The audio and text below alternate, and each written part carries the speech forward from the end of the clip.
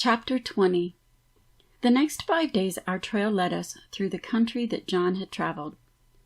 The 5th day brought us to the village where our horses were waiting for us. Here Emil met us, and from this time on the traveling was comparatively easy to the village where Emil lived. As we neared this village, we could see that the country was more thickly populated, and the roads and trails were far better than any we had traveled. Our way led along the fertile valley, and we were following this valley to what happened to be a level plateau. We noticed that the valley was gradually getting narrower as we went on, and at last the walls came in so close on each side of the stream that they formed a canyon. About 4 o'clock of the day we reached the village, we came suddenly to a perpendicular bluff over which the stream fell in a drop of about 300 feet.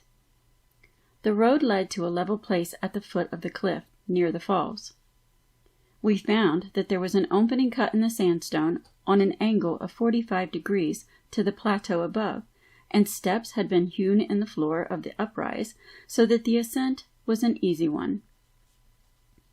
Great stone doors had been so arranged that they could be closed into the opening at the foot of the cliff, thus presenting a formidable barrier to an intruding foe. When we reached the plateau above, we found the stairway up the incline was the only means of egress or ingress that the creek afforded. At one time, there had been 3 means of access, but the walls that surrounded the village had now been rebuilt in such a way as to bar all possible access. A great many houses in the village were built so that one wall formed a part of the wall that surrounded the village. We noted that when the houses formed part of the wall, these houses were usually 3 stories high, and there were no openings for windows in the wall until the 3rd story was reached. At every opening, a balcony was built large enough for 2 or 3 people to stand upon comfortably. These, we judged, were arranged so that a lookout could be kept at all times. We were told the district was once inhabited by a native tribe that isolated themselves from the others until, as a tribe, they had disappeared, a few having been assimilated by the other tribes. This was Emil's home and the place where we were to meet the members of our party who had divided into small groups in order to cover more territory. Upon inquiry, we found we were the first to arrive and that the others would be in the next day. We were assigned to one of the houses built into the wall of the village. The windows of the 3rd story looked out over the rugged mountainous country to the south. We were made comfortable and were told that supper would be served on the 1st or ground floor. We went down and found Emil, his sister, her husband, and the son and daughter that we had met at the temple a few days before, seated at the table. We had no sooner finished supper than we heard a commotion in the little square which the house faced. One of the villagers came in and announced that our chief and his party had arrived. They were made comfortable, then we all proceeded to the roof. The sun had gone down, but the afterglow still lingered. The view we looked out upon resembled a large basin at the confluence of a number of streams coming down in deep gorges from the higher mountains. These streams all entered the larger stream before it flowed over the steep wall of rocks into the valley below, thus forming the waterfall. This larger stream emerged from a deep canyon and ran over the level plateau but a few 100 feet before it plunged over the precipice. A number of smaller streams flowed over the perpendicular walls of the canyon cut by the larger stream, forming perpendicular falls and in some cases roaring torrents. Some fell in sheer drops of 100 or 200 feet, while others had cut their way into the canyon wall and fell in a succession of cataracts. Far up in the mountains, the gulches were filled with glaciers, and these glaciers projected like giant fingers from the great snowcap that covered the top of the entire range. The wall to protect the village had been joined to that of the larger gorge, where it jutted out upon the level plain, then ran out to the cliff, where the water dropped into the valley below. Where this wall joined the wall of the gorge, the mountain rose perpendicular for 2,000 feet, thus creating a natural barrier as far as the eye could see. We were told that the level plateau extended for 60 miles east and west, and in some places was 30 miles north and south. and the only other means of access was at the widest part of the plateau where a trail led over a pass, and this pass was guarded by a wall similar to the one where we were. While we were talking over the advantages of the location for defense, Emil's sister and her daughter joined us, and a little later Emil, his sister's husband, and son came up.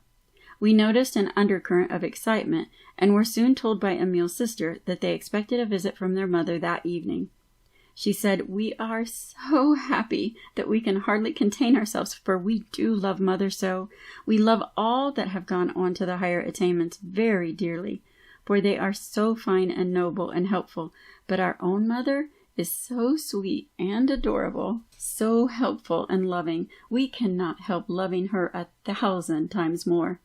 Besides, we are of her flesh and blood. We know you will love her as we do."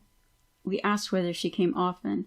The reply was, "Oh yes, she always comes when we need her, but she is so taken up with her work that she comes only twice a year of her own accord, and this is one of her semi-annual visits.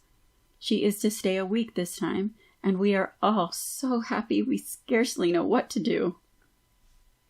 Here the talk drifted to experiences of our associates while we were separated, and we were deep in this discussion when suddenly stillness came over all, and almost before we realized it, we were sitting perfectly silent, without a suggestion from anyone. The evening shadows had gathered until the far-off mountain snow-cap looked like a great white monster just ready to loose its icy fingers and reach out over the valley below. From the stillness came a gentle swish, like that of a bird alighting, and it seemed as though a slight mist were gathering on the eastern parapet. The mist suddenly took form, and there stood a woman, wondrously beautiful in face and form, with an intense, radiant light about her that we could scarcely look upon. The family started to their feet and advanced rapidly toward her with outstretched arms, exclaiming, "Mother!" almost as one voice. She stepped lightly down from the parapet to the roof and embraced each as any fond mother would, then was introduced to us. She said, "Oh, you are the dear brothers from far-away America that have come to visit us. I certainly am overjoyed to welcome you to our land. Our hearts go out to all, and we feel that if they would only let us, we would just put our arms out and embrace all as I have embraced these I call mine just now. For we are in reality one family, sons of the one Father, Mother, God. Why can we not all meet as brothers?" We had remarked just before that the evenings were growing chilly, but when this lady appeared, the warmth emitted from her presence made the evening seem like that of midsummer. The air seemed laden with the perfume of flowers. A light like that of the full moon seemed to pervade everything, and there was a warmth and glow over all that I cannot describe. Yet there was no hint of display, just that deep, simple, kindly, childlike way. It was suggested that we go below, and the mother, with the other ladies, led the way to the stairs, with our party following and the men of the household bringing up the rear. Then we noticed that, although we seemed to be walking in the usual way, our feet made no sound upon the roof or the stairs. We were not trying to go quietly. In fact, one of our party said he deliberately tried to make a noise and could not. It did not seem as if our feet came in contact with the roof or stairs. We went into a beautifully furnished room. As soon as we entered and were seated, we noticed a warmth and glow, and the room was filled with a soft light that none of us could explain. All maintained a deep silence for a time. The mother asked if we were comfortably located and cared for, and if we were enjoying our trip. The talk led to general everyday subjects, and she seemed familiar with them all.